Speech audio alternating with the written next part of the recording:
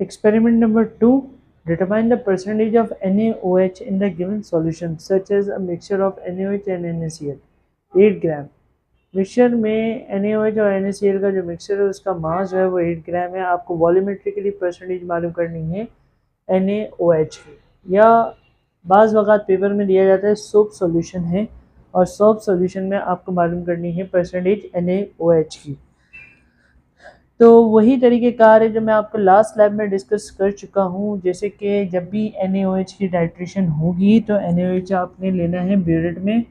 तो NaOH जो जाएगा वो ब्यूरेट में जाएगा, ब्यूरेट में NaOH और NaCl, सही। और आप इसको टाइट्रेट करेंगे HCl के साथ। तो 10 सेंटीमीटर क्यूब आपने HCl का वॉल्यूमेट्रिक फ्लास्क में ट्रांसफ़र कर दिया।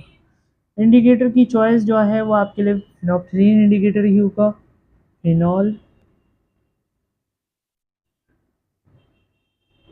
फिनोल्फ्थालीन इंडिकेटर ही आप इसमें यूज़ करेंगे, सही है। जैसे कि मैं आपको पहले भी बता चुका हूँ कि आपने ऑब्जर्वेशन कलेक्ट करनी होती है। ऑब्जर्वेशन में आपने जैसे ही ब्यूरेट में NaOH लिया है तो इनिशियल स्टार्ट किया होगा 0.0 से, और लेट सपोज कि हमारे पास जो लाइट पिंक कलर अपेयर्ड हुआ है वो फाइनल वॉल्यूम है, वो 10.0 पे अपेयर्ड हुआ है, डिफरेंस 10.0 आ गया। 10.0 से स्टार्ट किया 21.0 पे आया, 11.0 का डिफरेंस आया, 21.0 से स्टार्ट किया 31.0 पे आया और 10.0 का डिफरेंस आ गया। तो हमारे पास CBR कॉन्कॉर्डेंट पीरियड रेटिंग जो दो सेम रेटिंग्स होती हैं उसको हम CBR में कंसिडर कर लेते हैं। नेक्स्ट जो है, यानी कि आपको परसेंटेज मालूम करनी है तो आपको मोलैरिटी भी NaOH की ही फाइंड आउट करनी होगी। मोलैरिटी क्या होगी? मोलैरिटी से आपके पास फिर आप परसेंटेज फाइंड आउट करेंगे। तो कैलकुलेशन स्टार्ट करते हैं कि इस एक्सपेरिमेंट की कैलकुलेशन क्या होगी। कैलकुलेशन के लिए आपके पास फॉर्मूला यही होगा, MaVa upon Na is equals to MbVb upon Nb। It's means के Na और Nb फिर अननोन है, तो आप यहाँ पे वही इक्वेशन लिखेंगे NaOH, क्योंकि मिक्सचर में NaOH टाइट्रेट हो रहा होगा HCl के साथ। तो NaOH का रिएक्शन जब HCl के साथ होगा तो आपको पता है कि एक NaCl बनेगा और 1 मोल वाटर का फॉर्म होगा, यानी कि यहाँ पर रेशो 1:1 का है।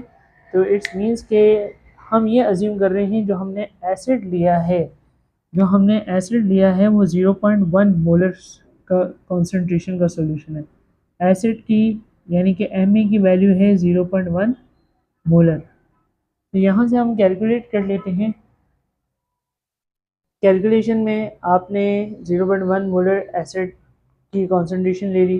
फॉर्मूले में वैल्यूज पुट करते हैं, 0.1 multiply by volume of acid है जो हमने पाइपेट आउट किया है 10 ml है, divided by 1 is equals to molarity of base unknown, volume of base जो यहाँ पे हमारे पास CBR आ रहा है वो 10 आ रहा है, डिवाइड कर देंगे आप इसको 1 के साथ। तो मोलैरिटी ऑफ बेस जो है वो 0.1 आ जाएगा, तो 10 से कैंसिल हो जाएगा, तो 0.1 मोलर हमारे पास बेस की कॉन्सेंट्रेशन आ जाएगी। इट्स मीन्स के आपने मोलैरिटी ऑफ बेस तो फाइंड आउट कर लिया, यानी कि सोडियम हाइड्रोक्साइड की मोलैरिटी सैम्पल सॉल्यूशन में 0.1 है। अब आपको परसेंटेज निकालने के लिए मास ऑफ सोडियम हाइड्रोक्साइड भी चाहिए कि सैंपल में कितना मास सोडियम हाइड्रोक्साइड का प्रेजेंट है। तो इट्स मीन्स आप अमाउंट फाइंड आउट करेंगे। अमाउंट का फॉर्मूला होता है molarity multiply by molar mass. तो मोलैरिटी है 0.1, मोलर मास है 40। इट्स मीन्स कि आंसर आ जाएगा 0.4 ग्राम्स। 0.4 ग्राम्स आंसर आ गया। परसेंटेज का फॉर्मूला आसान होता है, percentage is equals to mass of